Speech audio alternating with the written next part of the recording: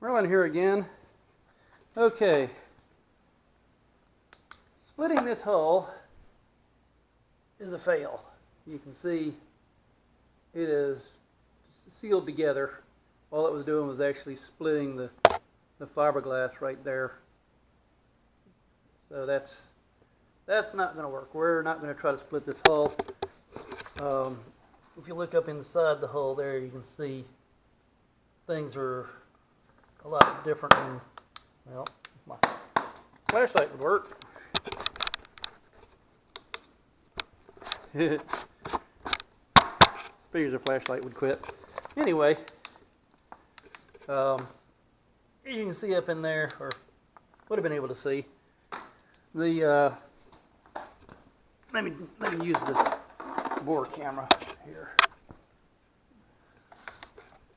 Okay, you can see up in there now, the fiberglass is like sealed to the top of the side of the hull.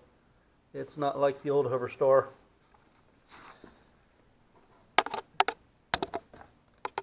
You can see down in there, you can see how it is.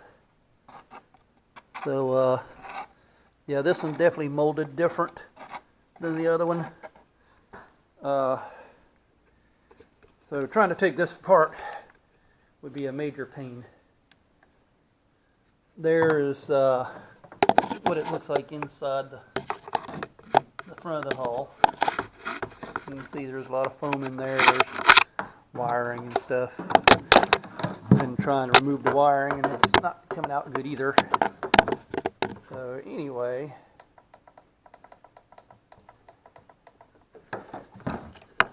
you can kind of see in there pretty good what we're looking like inside the hull.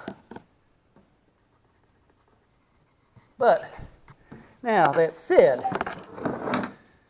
I got the old yardstick here, and if I shove this yardstick all the way to the front, I got 26 inches right here. Okay,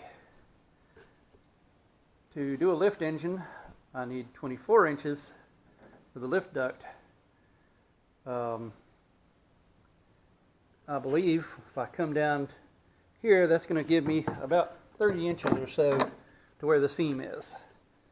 So what my plan is I'm going to cut right along this line here, cut up this way, and cut this whole front section here off.